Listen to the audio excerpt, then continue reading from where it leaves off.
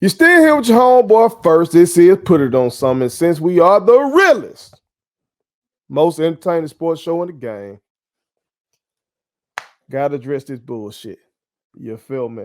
Gotta do it. But before I do that, I need y'all to go on over there to statementteesllc.com. Copy one of these, put it on some shirts. You feel me? Let everybody know you're down with the realest, most entertaining sports show in the game. But let's go ahead and address it. All right. Unless your ass just don't keep up with SWAC football, then you already know what happened. Okay. Coach Prime, Deion Sanders, Jack State University, and Coach Eddie Robinson Jr., not related to the legendary coach from Grambling. Oh, they got into it at midfield. Okay. Uh, and then Coach Robinson said some things in the post game presser, kind of explaining why he didn't want to do the quote unquote bro hug with Coach Prime. And then Coach Prime followed up, to Matt and with his words. Because it's Prime, got to be because it's Prime. That has overshadowed the fact that Southern and Prairie View actually got in them hands. Them boy actually got in them hands over there. Okay. Before Southern went on to defeat Prairie View 45-13. Okay. So it's hot in the SWAC. It might be fall now. Okay. I'm an October boy. And thank you to all y'all real ones who told me happy birthday. You feel me? I sincerely appreciate you. You understand? But I am an October boy. So this is my time of the year. But it's still hot. It's still hot. And it's not due to climate change. Okay. But here, let's talk real. This my real spiel on it. I don't give a fuck about none of this shit that happened. No cap. I don't give a fuck. Sports is heated. It is so heated. That look, if people as fans get heated and be on the internet and do all this kind of shit, what the hell do you think the players and coaches gonna do? You know what I'm saying? Now, I'm not saying the players and coaches are getting heated because the fans are getting heated. What I'm saying is, if fans are heated with one another, and the fans never even out there lifting the weights and doing what bear crawls and doing sprints and doing up downs and uh, going through all these damn drills and going through all these meetings and watching film. If the fans feel that way, then you already know that the people who are so invested in the shit, they gonna feel some type of way. And that's the kind of stuff that we just saw this weekend, y'all. That's really all it is. Okay. Other than two things. Two things. One I will address here. The other I get into it with my OG C Lee. You know what I'm talking about? We're gonna talk about the me and him gonna discuss the he ain't SWAC comments. Because that right there can go a little deeper. And I'm gonna pick my OG brain on that. Make sure y'all check that out. But the one thing I will address here is the young men from Alabama State cussing out Prime. Now that's a little step too far. That ain't a little step too far. That's a lot of step too far. That's something that as a coach I wouldn't want my players to do at all. Now players get into it with other players, they gonna do that. My players do that at high school level. They were doing it on social media. One of my favorite pictures ever is of one of my players, Brandon Weatherspoon. Shout out Fat. Right before we played the game, a young blood, who had put us out the previous year, who we had been waiting to see. We were waiting on the playoffs to see them again because we knew it was gonna happen. Young blood walk up on my youngin, talking that shit, and my youngin gave it back to him. You know what I'm saying? And he was ready to roll. My youngin ended up having the game saving block in that game. You know what I'm saying? That's gonna happen between the competitors and y'all on the same level. But when you go to cussing out your elders, as a coach, I wouldn't want that to happen because that's one of the things I would, coaches, if you're doing it right, you teach your team respect for their elders, especially if their elders deserve their respect. And I think Prime deserves that respect now. Okay. Now I know some took offense to him calling it a money game, but seemed like folks misread that or misheard that. Like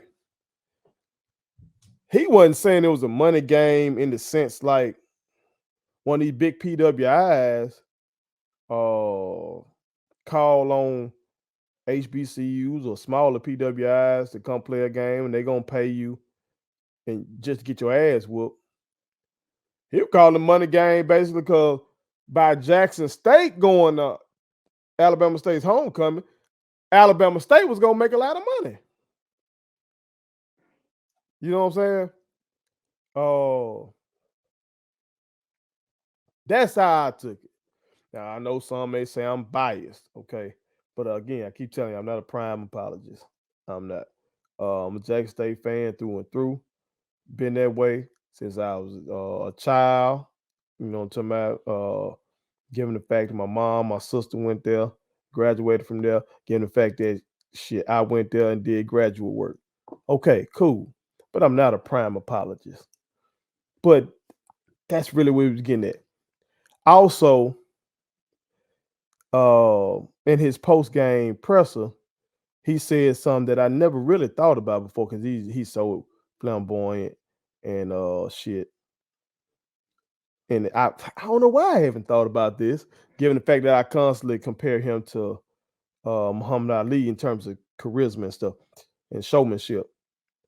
But Muhammad Ali used to do a lot of the shit Prime does, but in the week leading up to the game, leading up to a fight, Muhammad Ali would really talk a lot of shit about folks, just try to make you watch the fight.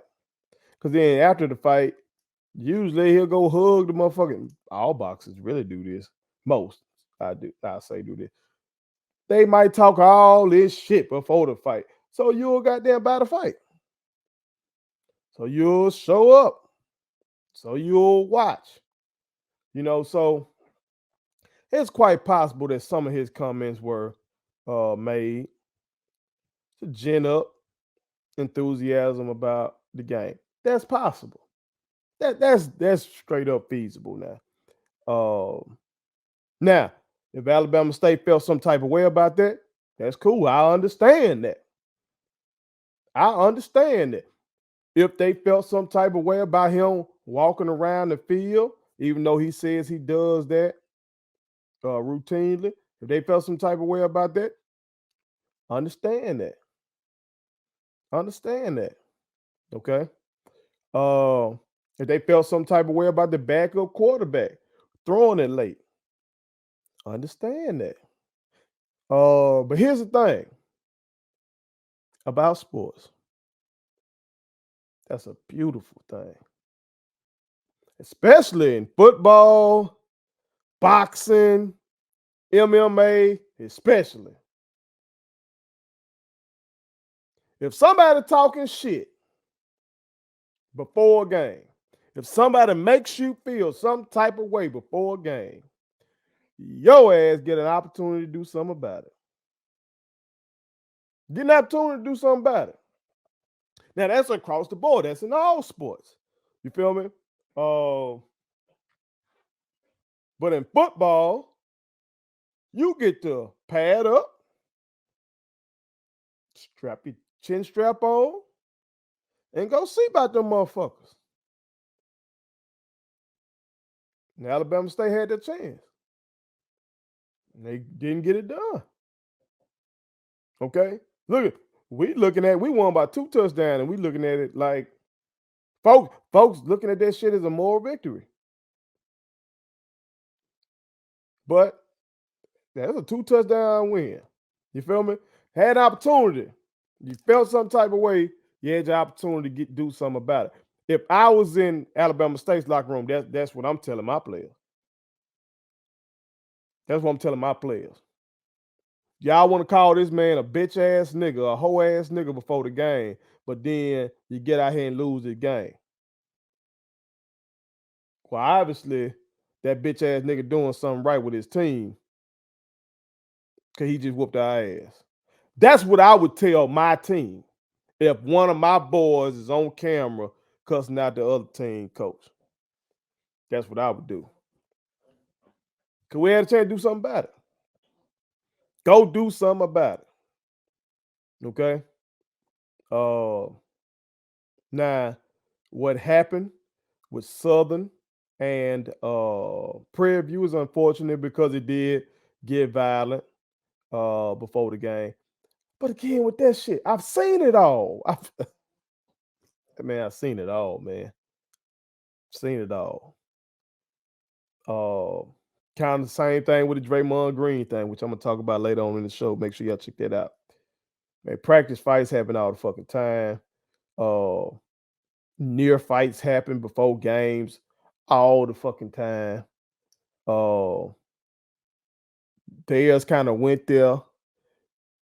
I guess folks weren't able to really step in as quick as in other instances. But now, full disclosure, I've been in situations where, I've been in that coach's line where you gotta shake the hands or whatever.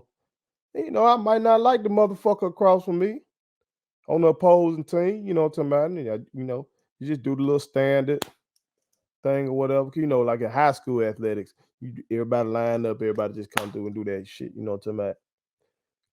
I mean, I can imagine if it was one of them motherfuckers that I had a problem with, if they tried to hug me, what I'm talking about, I might have given them that as well. But then, you got to be ready for whatever come with that. And I'd be ready for that. I do remember it was an incident where we had just played against a team and my partner, him and the opposing coach were about to go blows, after the handshake line. That was funny. Because I didn't even catch what the hell went on between them two. Because I was trying to make sure I watched my boys to make sure they crazy ass ain't do nothing. You know what I'm saying? But I've been there, I've seen that. I remember at a game, damn cheerleaders got into it. Cheerleaders were battling, big time rivalry basketball game. Goddamn cheerleaders going back and forth and shit, talking they shit. One cheerleader squad walk over and shit, hands start getting thrown. And then shit, I had to just snatch up my boy and make them go to the locker room. I mean, shit happened. I remember one time my team beat a team for their senior night. And somebody came out the fucking stands and tried to get into the damn handshake line with my boys and shit was talking shit. I made my boys, and this is in my hometown. I was coaching somewhere else, but I had to coach in my hometown, and we beat them. And I had already told my boy, now these motherfuckers, they don't play now. All right, so don't be talking no shit. Now I guess one of my boys, maybe they were talking shit to somebody in the stand. I don't know, but I know after that game, somebody from the stands came down and were trying to fight my boy, and I had to take him to the damn locker room real quick. But I got word that these motherfuckers went to the car to get their strap. So I had to tell my boys, to my stay in the locker room, y'all don't go out till I go out. We went out together, and damn sure when we got outside, we saw the motherfuckers on the curb in handcuffs. So I've been there. I've seen this.